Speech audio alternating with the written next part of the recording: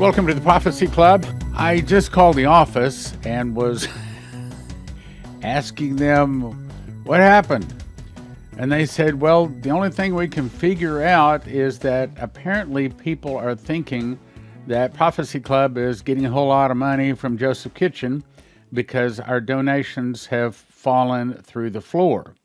So let me clarify that. Yes, one of these days, down the road, many months or maybe a year or so, when Joseph Kitchen finally gets to where it's not having to put all of its money towards growing and building a new business, yes, one of these days, hopefully it can help Prophecy Club. But that doesn't help Prophecy Club right now. So let me clarify. No, Joseph Kitchen is not giving Prophecy Club anything. And so, yes, we still need your help. We still need your support. And one more thing.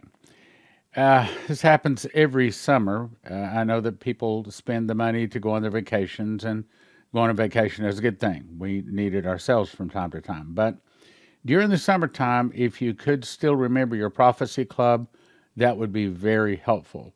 In other words, yes, our donations the last couple of weeks have fallen through the floor.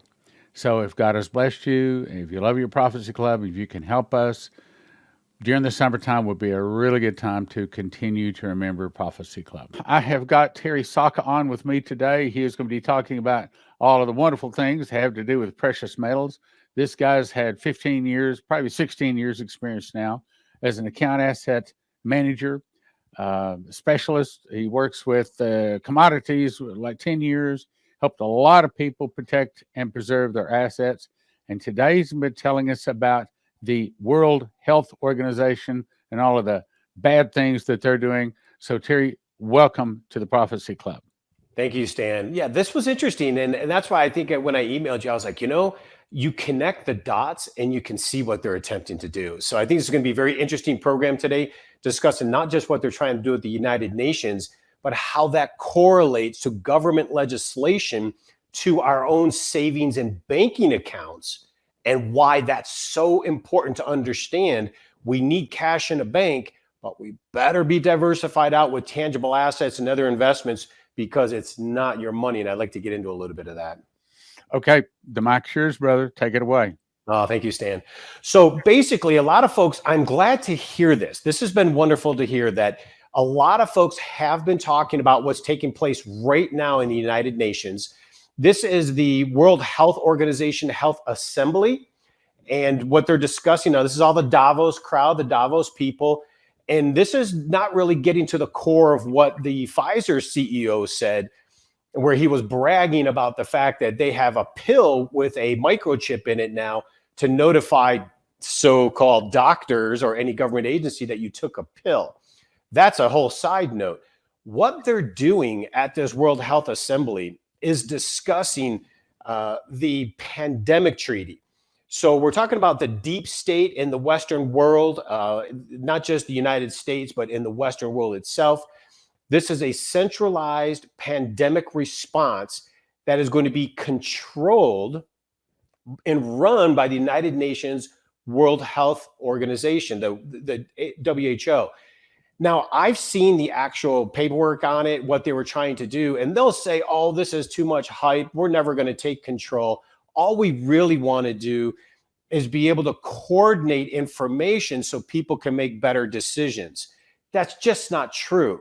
What they're really aiming for, if you really read into the fine print, is the World Health Organization, the one who was seriously behind the misinformation on everything that happened the last couple of years, is going to be directly in charge, given by a United Nations treaty, of not only pandemic response, but medical decision. So you can see where it's going not only into forced jab territory, which that'll be a big debate, but this is part of the control mechanism. But bigger than that, they will be central, because they were this last time around, they will be central into forcing the idea of a V passport. And let's not forget that wasn't too long ago, 6 months ago, where there were major cities in the United States, the blue cities, where they were mandating that you had this passport on your phone. Now in Sweden and England, they were putting that passport literally into a microchip into your hand. And in that microchip, it gave your vaccination statuses and medical information, but it also has social information, social media information, your banking, your financing. And we all know in the kingdom what that is. And now I don't know if that is I would say probably more a precursor leading to, but the fact they're meeting right now to sign this treaty by 2024 is really important because it'll lead up to the next point. And when we connect these dots, it's unbelievable. Once they can get a global commitment where we have to submit to whatever they say and the next, whatever happens in the next pandemic that comes around the corner. And we know because of information now that we've learned that a lot of them are leaked from laboratories accidentally, if you know what I mean. And this is going to lead into a global control grid digitally. Now, this is besides the point of digital money. Once they do this, they want this signed by 2024. So I'm gaming that this is lining up with a lot of the financial issues that are going on, the collapsing of the banking system globally. I really believe the whole angle of the war in Russia and Ukraine is a complete distraction. I think that is something to take us away from the fact we have extraordinary amounts of inflation because of money printing, because the banking systems are collapsing and they're doing what we call a hyper-parabolic move in printing money. Once the United Nations gets the countries on board, and I really believe that the current people in charge in our country would sign this agreement. Thank God for some, prevailing heads that down in Brazil, Bolsonaro, he's flat out said, no way he's signing it. But here's the crazy loophole on it. They said that as long as 70% of the countries are on board, every one part of the United Nations will have to submit. I personally think there's going to be internal debates over that. But remember, these United Nations treaties are pretty serious. And I believe it's going to be the mechanism they will use to implement these chip controls for all of our freedoms. Now, that's one aspect that I see coming. This is happening right now, literally today, as we're recording this interview. They're discussing this, and they're discussing other things that are far more nefarious for our freedoms and our sovereignty. Now, I do believe there are people in this country who will not tolerate this. I know Florida Governor Ron DeSantis, courageous man he is, flat out said he wouldn't go for it. But see, the United Nations treaty has a different binding mechanism to our constitutional sovereignty. So it really puts up red flags for me, because then it brings up the next point, Stan. And this I'm going to have to read for, because I want to read it actually verbatim, but it's extraordinary. It's called our government bail-in system. Now, remember what happened in Cyprus and Greece back in the time when they defaulted? They actually had a bail-in where they went and took the money from the account holders to help support the banks. Well, there was an interesting thing that took place for many people that are into crypto or interested. Coinbase is an exchange. Basically, it's like a bank for cryptocurrency coins. They have a bankruptcy disclosure. In that bankruptcy disclosure, they said the following words. I want to say this verbatim because it's extraordinarily similar to what's in the government legislation on our own banking and saving accounts. Basically, the custodial held crypto assets may be considered to be property of a bankruptcy estate in the event of a bankruptcy, which these exchanges are definitely going down. And I can tell you there will be many, many banks going down too with what's getting ready to happen. The crypto assets we hold in custody on behalf of our customers, they say, could be subject to bankruptcy proceedings, and such customers could be treated, here it is, as our general unsecured creditors. No longer is it yours. You're an unsecured creditor. Our government already has claim to our savings. So when this happened in Cyprus in the bail-in in 2013, a lot of people didn't think much of it. Oh, that's Greece. That's not us in the Western half. And that's not the United States. Let me read this one. Now, this is a passage that comes out of the Canadian law. Now, we remember what just happened to the Canadian truckers when they did a peaceful protest. The government right in and took their money and their financial assets right out of the bank. That's why I'm trying to put this together, because when you connect these dots of the bigger picture of what's coming and the stuff that you've been talking about that is happening out there, this is how they're going to treat us in our assets, and why it's vital to have gold and silver tangible assets outside of the banking system. But listen to this law that is in the Canadian side. This one's amazing.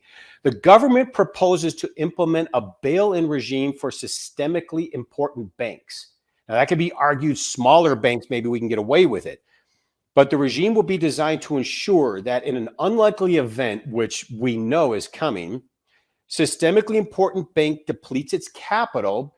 They're all leveraged 20, 30 to 1. So you deposit $1 in a bank, the bank is loaning out $30. They're all insolvent.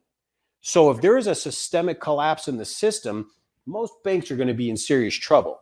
But they go on to say the bank can be recapitalized and returned to viability through the very rapid conversion of certain bank liabilities into regulatory capital. Now, that's a lot of bank speak.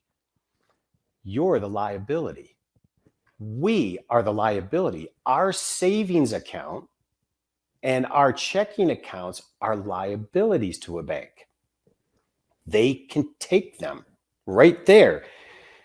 Certain bank liabilities. See, they use these words. Now, many of us don't realize in the United States this was done, and this was the statutory bail-in provision that comes out of the 2010 Dodd-Frank bill right after the 2008 collapse. Now, here's the part that gets me, that why I think this is connecting globally. The fact is, if you're living in one of the largest economies globally, which we are the number one, your country is part of a supranational agreement, flexible bank bail-in bonds put in place in the Brisbane Summit in 2014. Basically, what we're doing, if you can see those two things I just talked about, we not only have an international agreement to bail out the banks with our savings and our money, but now we're giving an international, we haven't yet, but I know people in the White House now will sign it.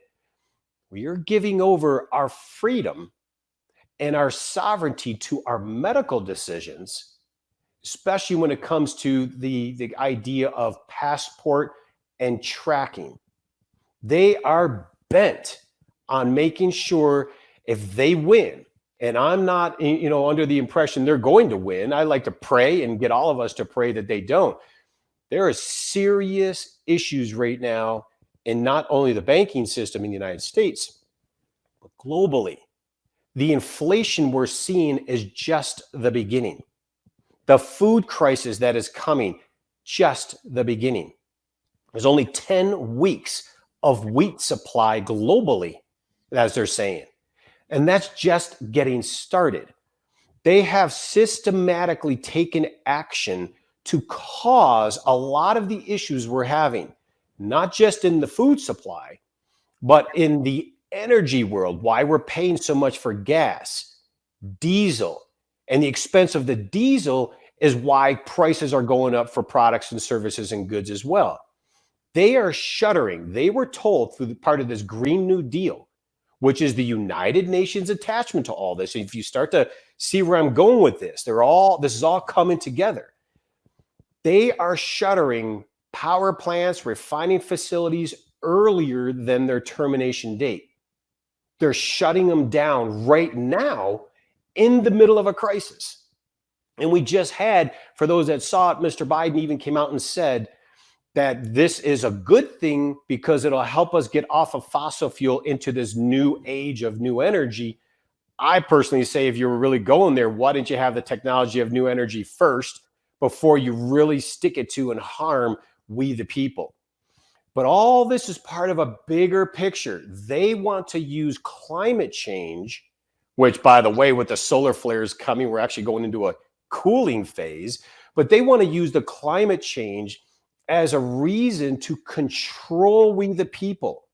They're talking this week in that UN meeting not only about the pandemic treaty, they're talking about actually implementing technology to, and they say it's voluntary, but remember, so was Social Security.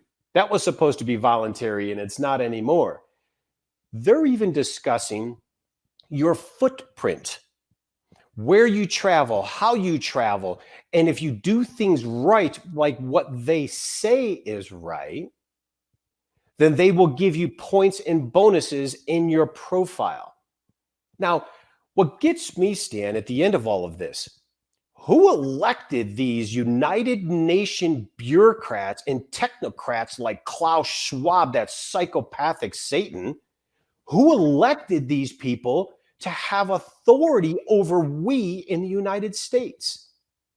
But when we give rights over to the United Nations through these treaties, we actually turn over our freedom and sovereignty to these very entities. And these are people who are not only not elected by the people, they're technocrat, bureaucrat. And we don't have to go down the rabbit hole of how evil a lot of those organizations are. They try to say they're here to help. They're here to take control of this issue we have in the world, and they are going to help us. I don't believe a word of it. It is the mark and the design of controlling everything we do, which I think goes not only to the mark of the beast, but to all control of us. Absolutely. All right. Now, so what I know that one of the prophecies says that there's going to be a 30% decline in our money.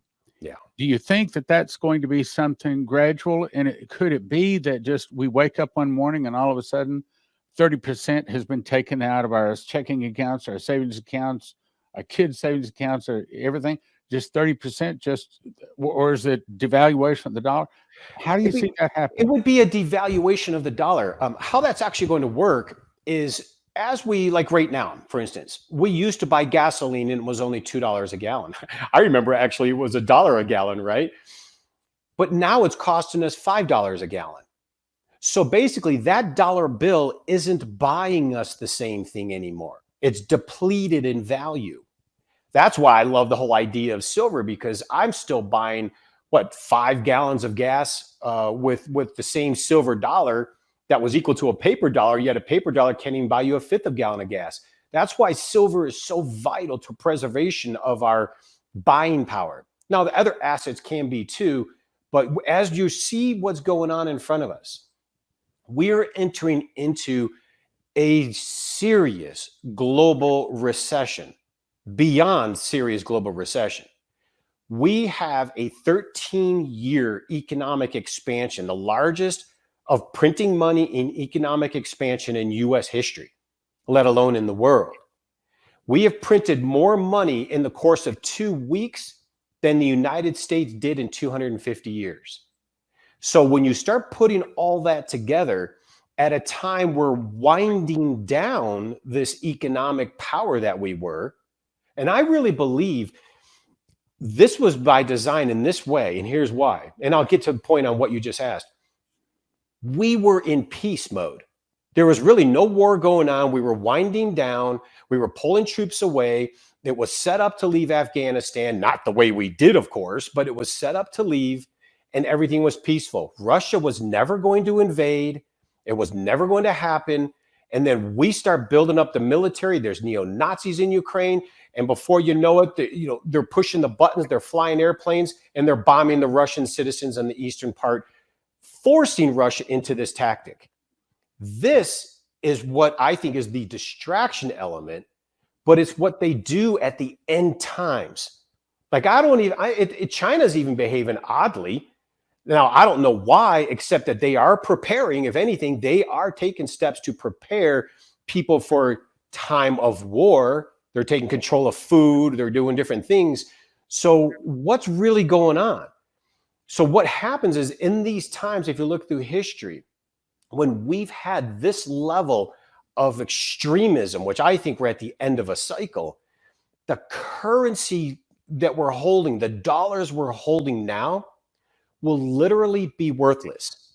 Similar now, won't go to zero per se. Well, might, but put it this way: what it used to buy a full dollar's worth of goods 100 years ago is now only buying you like 4 cents of goods, right? So we've lost a lot of value already. Just think of the movie Gone with the Wind. They were super rich in the South. The currency went to zero. And then she's sitting in that carriage, reaches in her pocket and pulls out a handful of gold. And she's like, oh my gosh, we can do something. We can do something. Now, a little help from Rex or, her lover, but that gold started it. We are nearing, if we don't stop the insanity of what's going on in Europe right now, we are nearing a potential world war conflict, or if anything, economic conflict, to a level that will crush these currencies, which, by the way, the US dollar's already done. It's got its 50-year cycle. It's part of it. It's out. It needs a new one. If you look back, we've already had multiple currencies in our time. This cycle is done. So at the end of a cycle, what will happen to, like your question, when they say 30% loss, 40% loss, the dollars we're holding in our savings, our retirement accounts, even in our wallet for that matter, we all know are not buying the same anymore. It's costing more for food, for gas, for energy, for rent, for clothing, for everything, meaning that dollar is losing so much of its ability to buy. Yet the silver, the gold, land, other tangible assets have gone up so much. So if we had our money in other tangible assets, we would be holding ground on that losing of buying power. So when they say it will lose, it could be literally overnight. If they don't control this scenario over in Europe, you could see currencies collapse overnight. The markets are already down about 20%. And I think that's just the beginning. If it really unleashes, the currencies will absolutely collapse. And that will be why the prophets are saying that, because they will need a new currency to restart the global order. And that's why I wanted to connect some of these dots, because they have in place, they can take your money from your bank accounts, called bail-ins. It's already there. You're an unsecured creditor. The money you have in a bank is not yours. It belongs to the bank. You're giving them a loan. They now are taking control of our medical decisions if they pass this treaty, which they will. But it's not about the medical. It's about the passport, the chip in the hand. You do not comply with what we say, you will not be allowed to travel or buy or sell. And what does that sound like? Let me jump in here a little bit. Okay, so if they want to find out how this works, I think one of the things you said before, you suggested that they just call Cornerstone and just open an account or start a dialogue with them, start talking, and they can actually help them to make decisions on what's the best for their situation, Yeah. gold, silver, rhodium, whatever. Also 401ks. Talk to us about that. Yeah. IRAs, your retirement accounts, your savings, your cash. Definitely. And what we're learning, a lot of people, they don't quite understand how silver works. And so we definitely walk them through and explain to them the prices, what they see in a computer, and why they're different when you buy the physical. I mean, when you go buy an American government coin right now, you're going to pay about 60% above the price that's on the computer.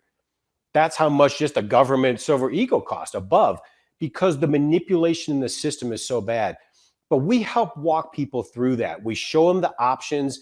We give them the best opportunity to maximize their protection and preservation by taking that part of diversification away from where they're at now in the paper world or in currency, and put it in physical, tangible assets like silver and gold, where you can either take home, bury it in the backyard.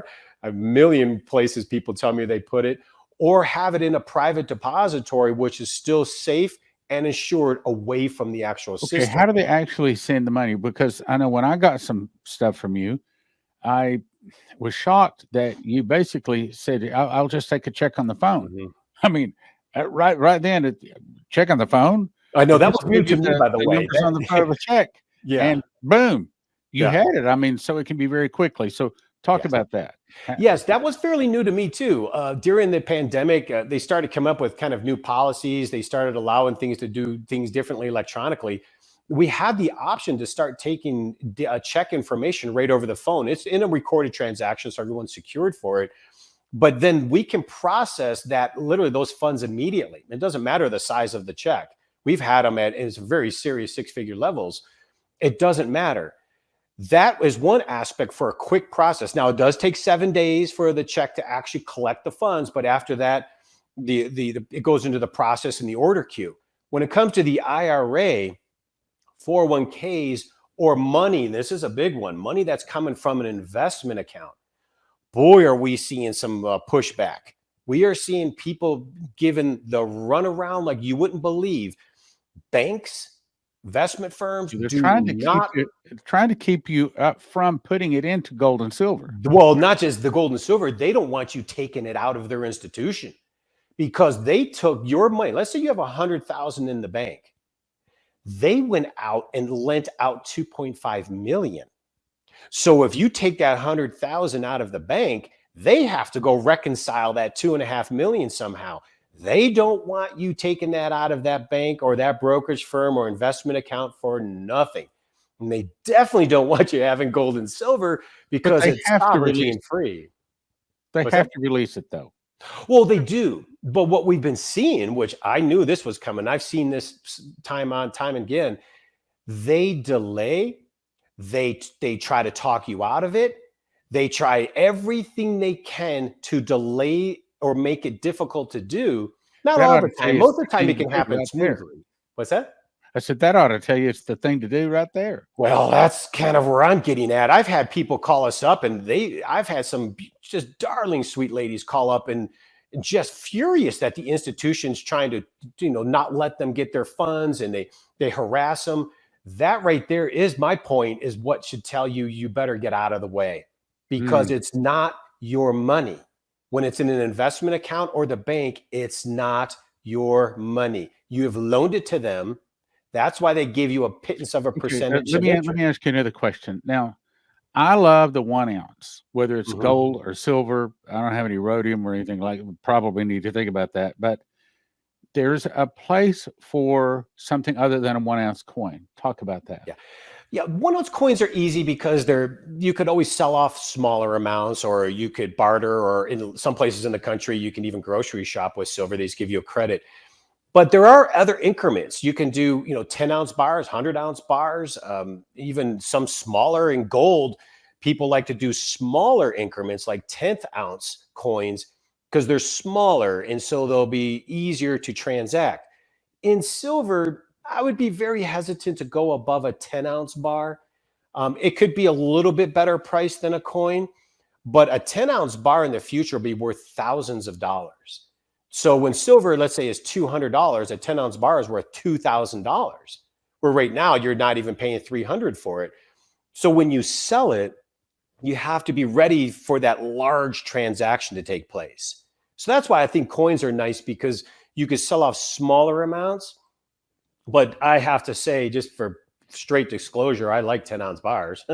I do. I think there's value there because they're easier to store and you can take off with them if you had to. But they do cost you when you go to sell them, because there'll be bigger transactions. So you just want to be aware of that. If you want to diversify into small increments, I think the 1/10-ounce gold coin will be the best way.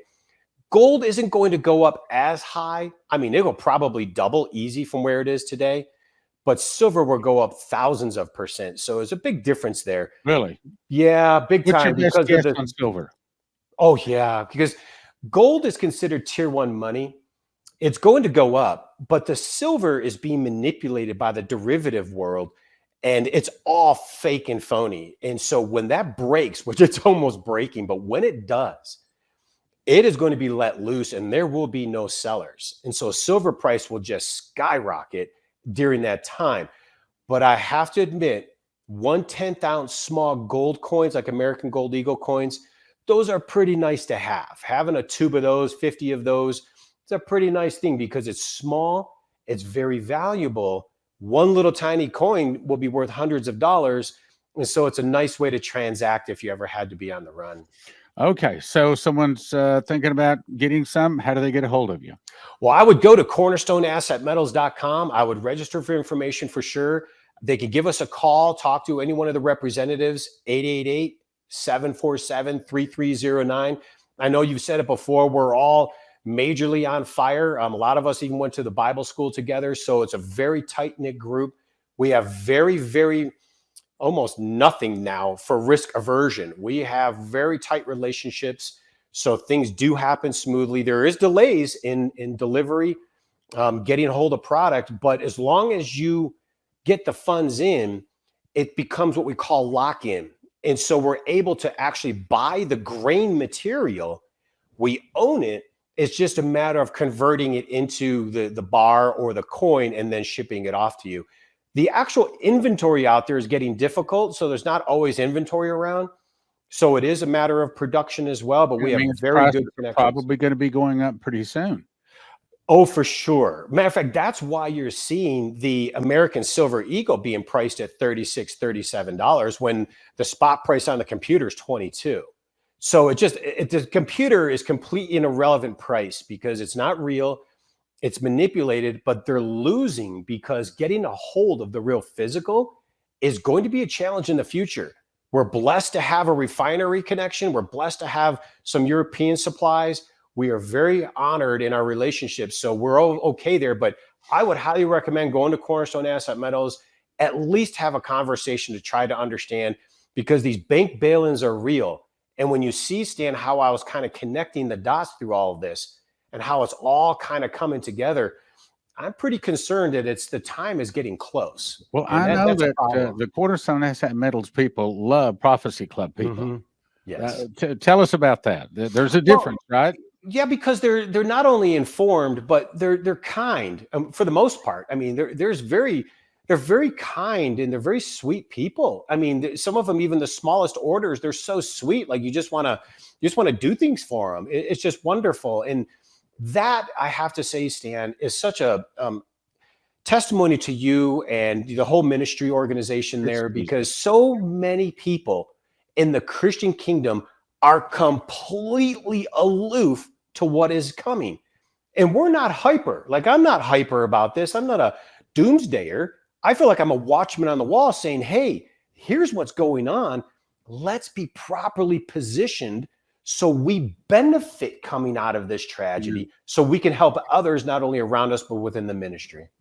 All right. Let me wrap it up, though. So first of all, thank you very much. Very informed guy coming on and bringing us up to date. Thank you.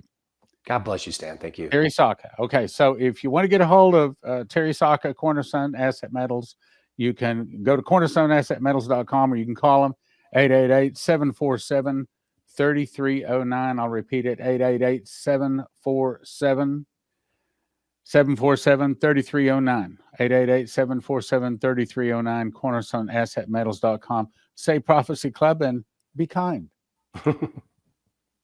If you want to have food in the trouble ahead, this is actually a loaf of bread that I made. Cut that into 14 slices. That feeds one person for 1 week.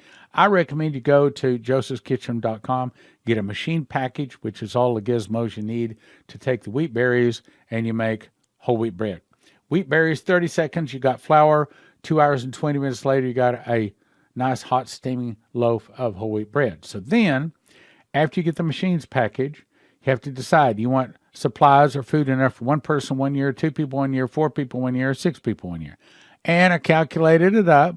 If you put all those together, this is just how cheap it can be. So you get a machines package, $620. Then you order 6 people 1 year, $3,700.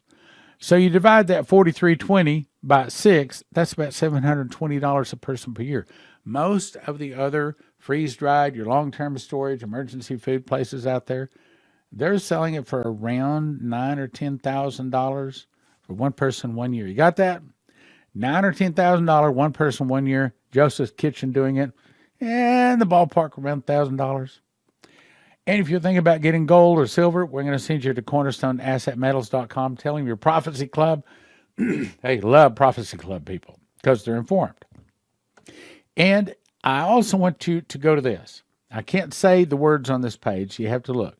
So you go to this location, and then you search these 3 words. Watch the water. I'll say those words. And you watch this guy, and he's going to tell you, and apparently he is very convincing based upon the people responding.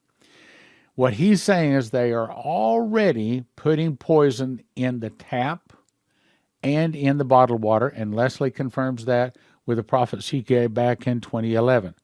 She's not going to be able to trust the tap water or the bottled water. So if you want to get a Berkey water filter, you go to prophecyclub.com, you click Berkeys.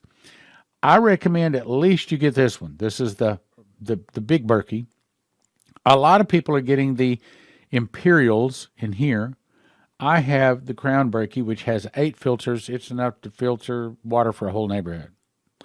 And I want to remind you, this is what the ships look like off of China. So a lot of the things that we're expecting to be coming from China, not coming. They're still in a big lockdown. I just watched Fox News last night. Still, they'll lock down China. They aren't even making a lot of the computers, a lot of things. They've just stopped China from moving. That means it's going to affect us. If you're thinking about getting an EMP shield device so your car will start or your computers in your home will not be corrupted or fried, the computer chips, when there's some kind of an EMP blast or a suitcase nuke, then we'll send you to empshield.com. And if you enter the promo code PROPHECY, you'll get a $50 discount, and it helps your prophecy. Click like, share, subscribe, and send to a friend.